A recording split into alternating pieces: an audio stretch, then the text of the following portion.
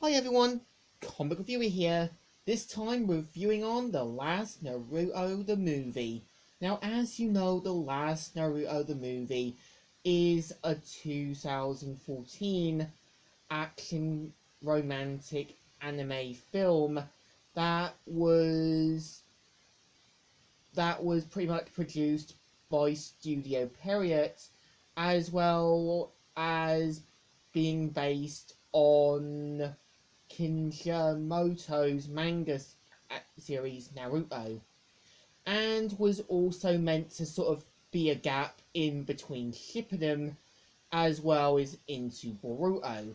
And the story is also meant to be based on the writer's own personal story, on an idea about how his wife made something for him, which we would see in the movie.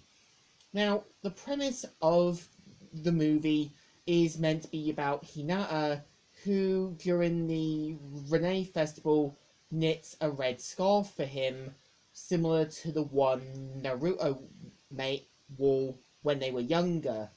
And of course, you can kind of tell she's a bit more hesitant about giving it to him, a bit more fearful, and you can kind of tell Sakura tries to be a bit more of the wingman to Hinata, trying to help, get her to go for it.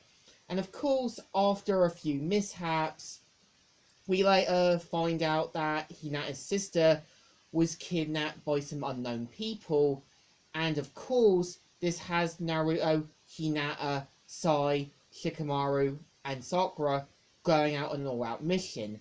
While at the same time we also see how a moon is coming closer, and of course everyone bands together to try and stop it. And throughout the journey to rescue Hinata's sister, we see how Naruto comes to realize how much Hinata cares about him, because when he goes into a dreamlike state, he starts to see how much Hinata was there for him. And I think it really does a good job, because throughout the series, we always saw how Hinata was always supportive, always had faith in Naruto, and always was there by his side. And the same could go for Naruto. And throughout it, we see how they bond together, we see how they're there for each other, and we come to the realization that Naruto realizes he has feelings for her. And I would say the two actually work, because Naruto always believed in Hinata, and Hinata always believed in Naruto. And of course,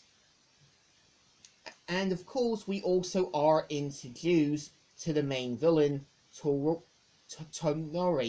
So, of course, Tonori is meant to believe in his clan's old ideals, and of course, I would see him more like a counterpart to Naruto, and kind of meant to be more of a darker version.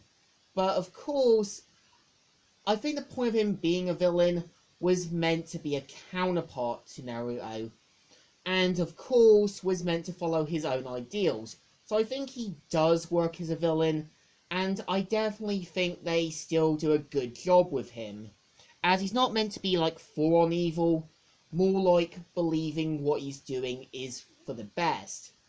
And I would say I do think Melanie Flanagan is still good for Naruto, but I still think they should have gone with an older male voice actor for Naruto, because I felt when they had had Dragon Ball Z, they actually got a new voice for Goku as an adult. And I think that would have been a sign for Naruto and the cast to show that they've grown up, matured, and aged.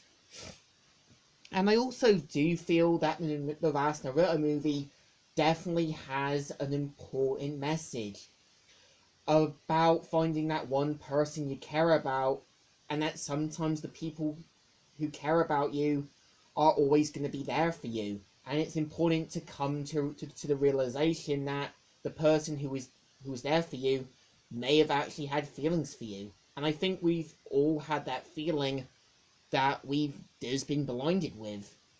And I would say the last Naruto movie definitely keeps true to what it is. And I would say it gives a good send off to the original Naruto movies. And yeah, it would be later given a sequel, Naruto the movie, that was meant to follow its story, which that anime that they did took some differences from that movie.